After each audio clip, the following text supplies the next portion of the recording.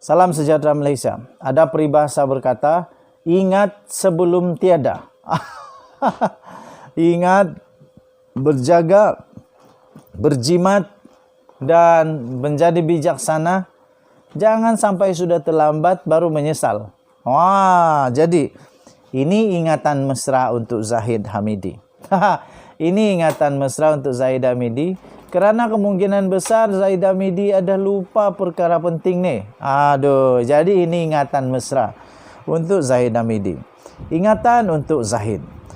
Jika banjir besar, mahkamah pun mungkin tutup. Apa benda ni? Saya baca mula-mula tak faham apa benda ni. Okey. Nampaknya Presiden UMNO iaitu Ahmad Zahid Hamidi begitu tidak sabar dan sangat terdesak mahu PRU15 diadakan pada tahun ini juga. Di sebalik Perdana Menteri Ismail Sabri Yaakob sekadar mengatakan PRU15 bakal diadakan tidak lama lagi, beliau sebaliknya terus mendesak agar tariknya segera dipercepatkan. Walhal, maksud tidak lama lagi seperti yang disebutkan Perdana Menteri itu tidak semestinya bererti parlimen akan dibubarkan minggu depan atau bulan depan. Tidak lama lagi boleh juga bermaksud 2 bulan lagi, 3 bulan lagi atau mungkin 6 bulan lagi. Apa hal Zahid Hamidi nak cepat-cepat sangat parlimen dibubarkan?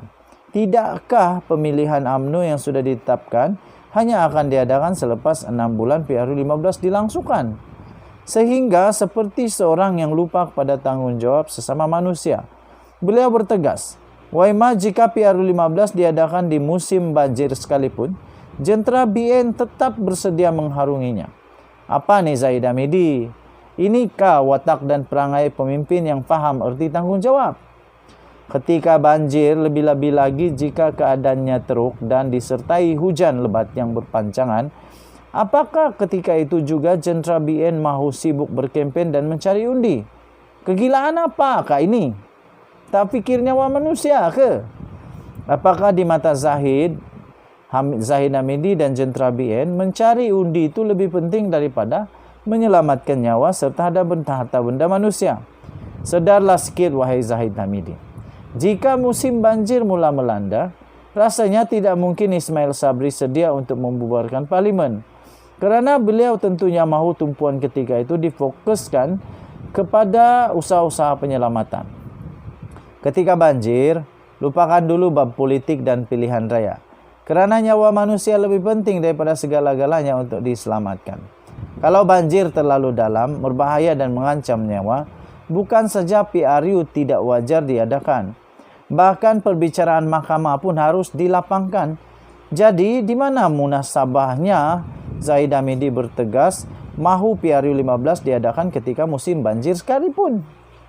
Membubarkan parlimen dan mengadakan PRU15 ketika banjir sebaliknya akan mendedahkan Perdana Menteri sebagai poster boy BN kepada kecaman yang lebih meluas daripada rakyat. Akan wujud pandangan bahawa beliau tidak prihatin kepada nasib dan masalah yang sedang menimpa rakyat dikala banjir sedang melanda. Jika hujung tahun ini tiada banjir besar, tiada masalah kiranya Perdana Menteri mahu memilih untuk membubarkan parlimen, tetapi beliau harus mendapatkan nasihat daripada pihak-pihak berkaitan terlebih dahulu. Tetapi jika hujan lebat dan banjir besar diramal berlaku, eloklah ditangguhkan dahulu sehingga ke tahun depan. Untuk apa Perdana Menteri perlu tergesa-gesa atau terlalu menurut kehendak Zahid Hamidi yang mahu PRU15 disegerakan? Beliau bukan postoboy BN dan bukan calon Perdana Menteri pun. Laluan Zahid Hamidi lebih terbuka untuk ke penjara berbanding ke Putrajaya. Kuang. Tambahan lagi, kalau Zahid Hamidi boleh menangguh-nangguhkan pemilihan UMNO, apa salahnya jika tarik PRU15 turut dilewat-lewatkan?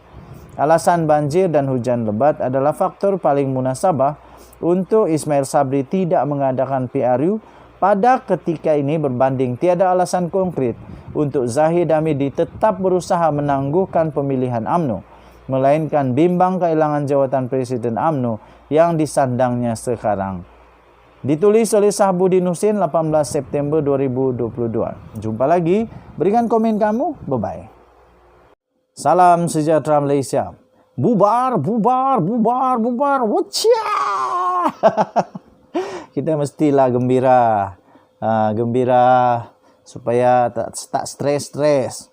Macam ada orang terlalu stres sampai mau bubar pun stres, tidak bubar pun stres, segala-gala mau di stres. Tenang, tabah, sabar.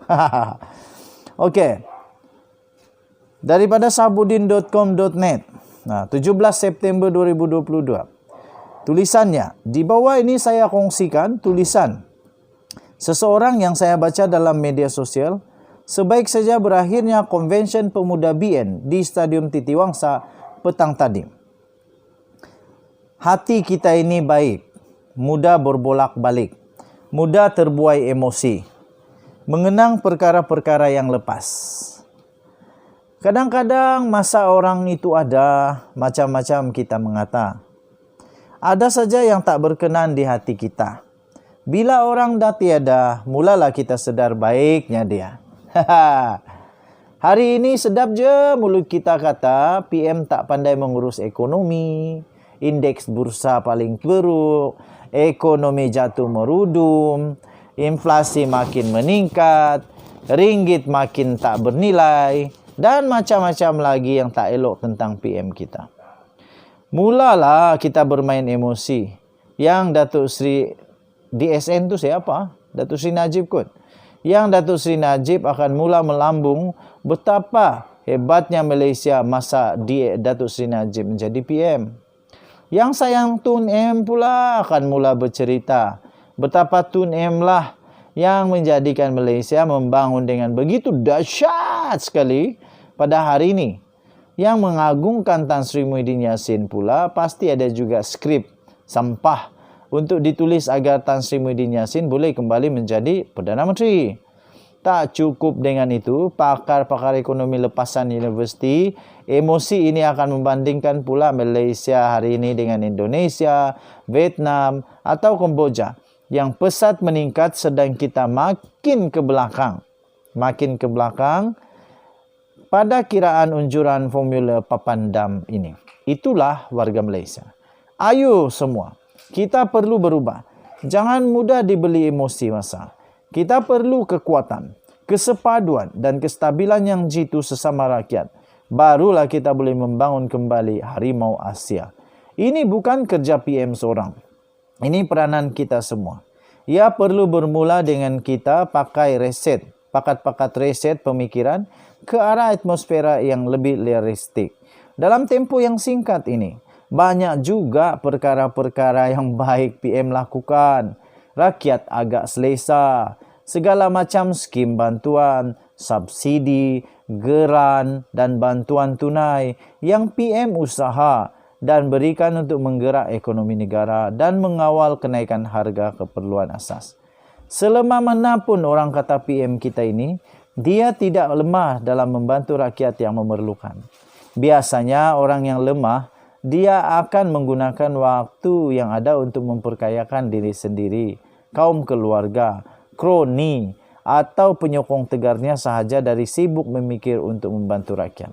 Rakyat boleh tulis senarai panjang kekayaan keluarga kroni Tun M, Datuk Seri Najib, Tan Sri Muhyiddin Yassin, namun rakyat tidak ada satu pun nama yang boleh kita kaitkan dengan melombong kekayaan zaman Datuk Seri Ismail Sabri menjadi Perdana Menteri.